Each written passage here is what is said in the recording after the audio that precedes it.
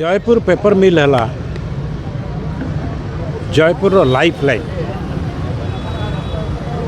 10,000 परिवार पेपर मिल रे डायरेक्टली एवं इनडायरेक्टली एथिरे उपकृत होता आमर गला 10 वर्ष धरिकी जयपुर पेपर मिल रे एक अचल अवस्था सृष्टि ये जो अचल अवस्था सृष्टि होती कर्मचारी बा कौन ठिकादार बा कौन जयपुर लोक ये दायी नुहति प्योरली मैनेजमेंट एवं सरकार भितरे बुझामणार अभाव जगू एवं विशेष तो मैनेजमेंट भूल जगू आज पेपर मिल अचल अवस्था सृष्टि होती गला 2 वर्ष धरिकी पेपर मिल संपूर्ण रूपे ठप हो जाइए। वर्तमान एभली भाव में अच्छा कर्मचारी जो माने किछि लोक पाखापाखि 40-50 लोक इहरिला संभालन कर सारे तांकर विधवा स्त्री लोक माने सेमानकर पिला माने खाइबा को भी पाउना एवं घर भड़ा दवापाई तांकर सक्षम नुहति आपणकर पिला मानकर पाठ पढ़ा कथा तो दूरर कथा इलेक्ट्रिसिटी बिल कथा तो दूरर कथा पिला मानक पई सामान्य पोशाक टिके भी सेमाने किनि पारुना ये जो अवस्था सृष्टि होती औषध से माने किणी पारुना ये जो माने पेपर मिल कर्मचारी आज भी अच्छा से अवस्था अत्यंत दयनीय तेणु बारंबार आम ए विषय जिलापाल ठारू आरंभ करी मुख्यमंत्री पर्यंत आम दृष्टि आकर्षण कलु अत्यंत परितापर विषय आउ कहा पाखु आम जाई मुख्यमंत्री पाखु गलापर मुख्यमंत्री भी कही आश्वासन देते जे निश्चिंत रूपे पेपर मिल उपरे सकारात्मक मनोभाव नहीं से कार्य करेंगे किंतु आज पर्यंत फलाफल शून्य हो रहा तेणु वर्तमान जयपुर जनसाधारण आर दायित्व नेले एक क्रियानुष्ठान कमिटी गठन करी विभिन्न राजनीतिक दलर समर्थन से नेले विभिन्न यूनियन समस्त यूनियन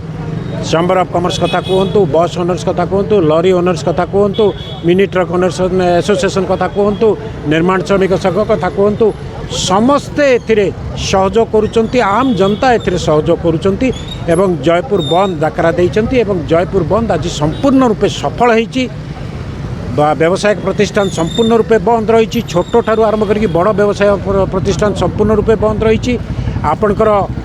गाड़ी घोड़ा संपूर्ण रूपे बंद रही बैग ठारू आरंभ करी सरकारी बेसरकारी अनुष्ठान संपूर्ण रूपे बंद रही माँ माने छात्र माने समस्ते ये बंद रे सामिल होती एवं आशा रखिबू ये चाप प्रयोग करने केवल ये बंद सरकार को ऊपर चाप प्रयोग करने मैनेजमेंट ऊपर चाप प्रयोग करने आशा करूँ जे जयपुर लोकंकर जयपुरवासी सेंटिमेंट को बुझी भावना को बुझी निश्चिंत रूपे पेपर मिल आरंभ करने सकारात्मक पदक्षेप कर्तृपक्ष मैनेजमेंट एवं सरकार नेबे। सर देखो से एक प्राइवेट संस्था आपण मैंने जानती जयपुर लाइफ लाइन है पेपर मिल यही पेपर मिल अति सुरुखुरे चलुला दिन थिला जहाँ आम गोटे गौरवर विषय थिला पेपर मिल गोटे इंडस्ट्री केवल कोरापुट जिले में मुंड टेकी ठिया होता किंतु दुर्भाग्य 10 वर्ष है पेपर मिल को भाग्य गोड़े जाणीनु कि बंद हो रही प्रति मुहूर्त से चली पेपर मिल को सब समय नेता माने मंत्री मान सहित डिस्कसन करुँच इवेन कलेक्टर ठू आरंभ करके मुख्यमंत्री के पर्यंत समस्त पाखे गुहारी करुँच अपील करुँच निजर समस्या कथा जनाऊँच किंतु पेपर मिल समस्या सुधुरी ना कि आज पर्यंत सी ठिया हो पारना अवस्था जहाँ खटिला एत शोचनीय है जे से कर्मचारी मैंने आज हाहाकार मरुंच अति दुर्दिन चलुँच से अवस्था देखा आज आम निष्पत्ति नेलु जे जो कार्यानुष्ठान क्रियानुष्ठान कमिटी तरफ निष्पत्ति नेगला जे सर्वसाधारण गोटे पेपर मिल चलूला जहाँकि आज बंद हो रही जार कर्मचारी मैंने बकेया पाउना पाई ना पेंशन पाऊना से मेडिकल फैसिलिटीज पाऊना घरे चुली जलूना ये अवस्था देखा आज आम समस्ते आर बंद निष्पत्ति नहीं यही बंद निष्पत्ति नेबार उद्देश्य रहा जे सर्वसाधारण समस्ते सहयोग करूँ सरकार को अवगत करातु सरकार को अपील करूँ जेहेतु ये डबल इंजिन सरकार चली राज्य सरकार पाखे आम अपील करुचु जे अनुरोध करुचु जे आमर केवल लाइफ लाइन कहूवा ये पेपर मिल को चालू करा जाओ पुणी कार्यक्रम करा जाओ एवं आगामी दिन में यही जयपुरवासी मुहर हस फुटू यह हूँ आम लक्ष्य तेणु आम आपण मान माध्यम पुणी सरकार को अनुरोध करुचु जेते शीघ्र पारुचंती यही पेपर मिल को चालू करंतु। ସାର୍ ଆଜି କ'ଣ କହିବେ 12 ଘଣ୍ଟିଆ ବନ୍ଦ ଆପଣ ସଂଘ ଏଥିରେ ସାମିଲ ହେଇଛି ବିଜେଡ଼ି ସାମିଲ ହେଇଛି ଆପଣ ଦେଖୁଛନ୍ତି ଆଜି ଏଇ ପ୍ରଚଣ୍ଡ ଖରାରେ ମଧ୍ୟ ଜୟପୁରର ହଜାର ହଜାର ଜନସାଧାରଣ ଆଜି ଆମର ଯେଉଁ ପେପର ମିଲ୍ ବାଲାରପୁର ପେପର ମିଲ୍ ଯେଉଁ ଜୟପୁରର ଜୀବନ ରେଖା ତଥା ଲାଇଫ୍ ଲାଇନ୍ କୁହାଯାଉଥିବା ଏଇ ପେପର ମିଲ୍ ଉପରେ ଜୟପୁରର ସମ୍ପୂର୍ଣ୍ଣ ଅର୍ଥନୀତି ନିର୍ଭର କରୁଛି। ଏହାର ବଜାର ଏହା ଦ୍ୱାରା ଚାଲୁଛି। ଏହି ପେପର ମିଲ୍ରେ 10,000 କର୍ମଚାରୀ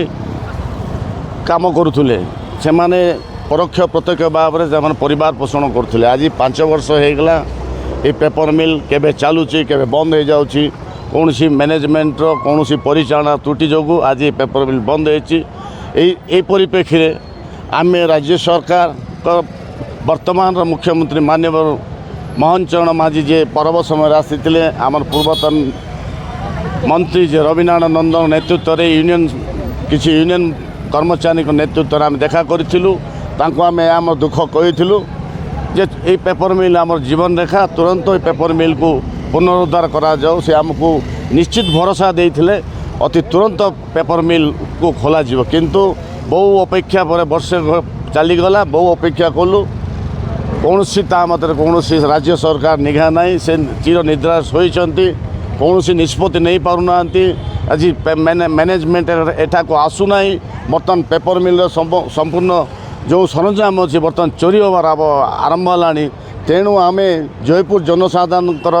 ସହଯୋଗରେ ଆଜି ଏକ 12 ଘଣ୍ଟିଆ ବନ୍ଦ ଆମେ ଡାକରା ଦେଇଥିଲୁ। ଯାହାକି ଆପଣ ଦେଖୁଛନ୍ତି ଆପଣ ସମ୍ମୁଖରେ ହଜାର ହଜାର ଜନସାଧାରଣ ଆଜି ଆସି ବନ୍ଦ ସମସ୍ତେ ସହଯୋଗ କରୁଛନ୍ତି। ଯେ ଏଇ ବାର୍ତ୍ତା ଦେଉଛୁ ମୋହନ ମାଝୀଙ୍କୁ ଏ ବନ୍ଦ ଦ୍ୱାରା ସେ ନିଶ୍ଚିତ ଭାବରେ ତାଙ୍କର ଉଚ୍ଚ ପଦସ୍ଥ କର୍ମଚାରୀଙ୍କୁ ଜୟପୁରକୁ ପଠାନ୍ତୁ। ଏ ପେପର ମିଲ୍ ବିଷୟରେ ଆଲୋଚନା କରନ୍ତୁ। ତୁରନ୍ତ ଯେମିତି ଏ ପେପର ମିଲ୍ଟି ପୁଣି ଖୋଲିବ ଲୋକ ଏହା ପୁଣି ନିଯୁକ୍ତି ପାଇବେ। ଜୟପୁର ଯେଉଁ ଅର୍ଥନୀତି ପୁଣି ଆମର ସୁଦୃଢ଼ ହେବ। ତମର ମାର ସେଣ୍ଟର ମାର